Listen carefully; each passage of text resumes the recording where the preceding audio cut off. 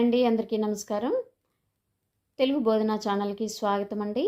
ఇందులో TET, DSC ఇతర competitive exams అన్నిటికీ కూడా తెలుగు పేపర్లో వచ్చే ముఖ్యమైనటువంటి బిట్టు అలంకారాలకు సంబంధించింది. ఇది 10వ తరగతి దానశీలం పాఠ్యభాగంలో వ్యాకరణ అంశాల్లో ఉన్నటువంటి బిట్ అండి. మరి మీకు ఈ ఎగ్జామ్లో ఏ విధంగా మల్టిపుల్ చాయిస్ ఉంటాయో అదే విధంగా ఇక్కడ మల్టిపుల్ చాయిస్ ఉన్నాయి.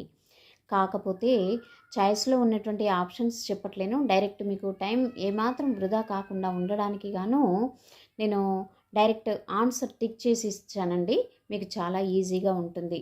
ఒకసారి చదువుకోండి. అయినా మీకు టెట్ ఇప్పుడు డిఎస్సి చాలా కొద్ది సమయం ఉంది. ఇప్పటికీ ఈ ఆన్సర్స్ అన్నీ కూడా మీకు వచ్చి ఉండాలండి.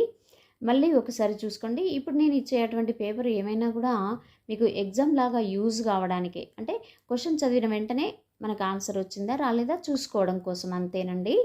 బలి బలి అని పొగడి భూత పంచకం అనగా, ఈ వాక్యంలో ఉన్న అలంకారం ఏంటి అంటే వృత్యనుప్రాసం.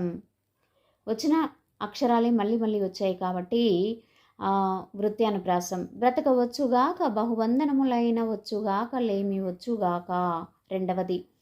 మరి ఇక్కడ ఏంటి అంటే చివరిలో గాక గాక అంతంలో ఉంది కాబట్టి అంత్యానుప్రాసం.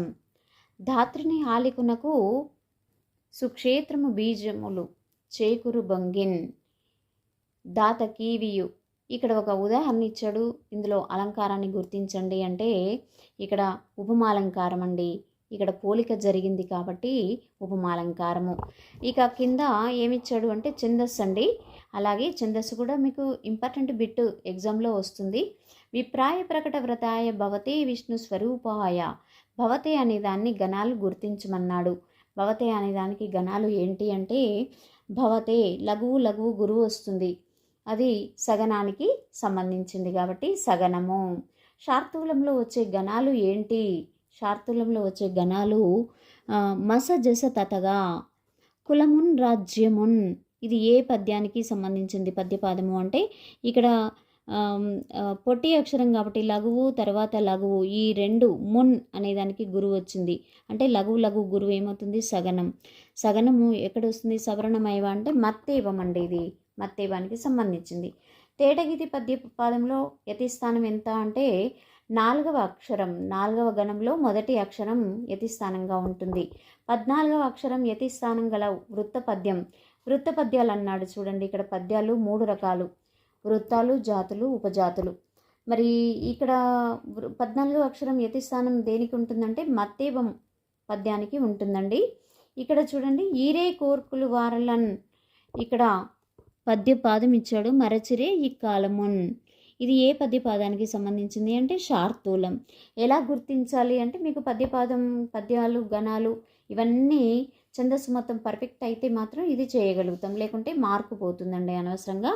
ఇక్కడ ఎట్లా మరి ఒకవేళ ఇవన్నీ కన్ఫ్యూజ్ ఉన్నాయి ఎలా అంటే ఇచ్చిన పద్యపదానికి గణాలు వేసుకోవాలి మనం. 3 దీర్ఘాక్షరాలే కాబట్టి గురువులు వస్తాయి. 3 గురువులు వస్తే మా గణం వస్తుంది. ఫస్ట్ మా గణము ఉంది అంటే మసజస తతగా అని అర్థం. మసజస తతగా ఏ పద్యపదానికి సంబంధించింది అంటే శార్తూలానికి సంబంధించింది. ఇలా ఆన్సర్ టిక్ చేసుకోవాలి. ప్రాస నియమం కలిగినటువంటి పద్యం కింద ఇచ్చిన ఆప్షన్స్లో కందానికి ఉంటుందండి ప్రాస నియమము. ఈ కంద పద్యం ఆన్సర్ అవుతుంది. ఇక ఇవి పర్ఫెక్ట్గా చదువుకోండి, ఆన్సర్ టిక్ చేసేసుకోండి, మంచి రిజల్ట్ను పొందండి, పర్ఫెక్ట్గా ఉండండి. మీకు తెలుగులో ఎలాంటి డౌట్స్ ఉన్నా కూడా తెలుగు బోధన ఛానల్లో కామెంట్ సెక్షన్లో తెలియజేయండి. మీకు తప్పకుండా ఆన్సర్ చెప్పడానికి ప్రయత్నం చేస్తాను. Please like, share, subscribe. Thank you అండి.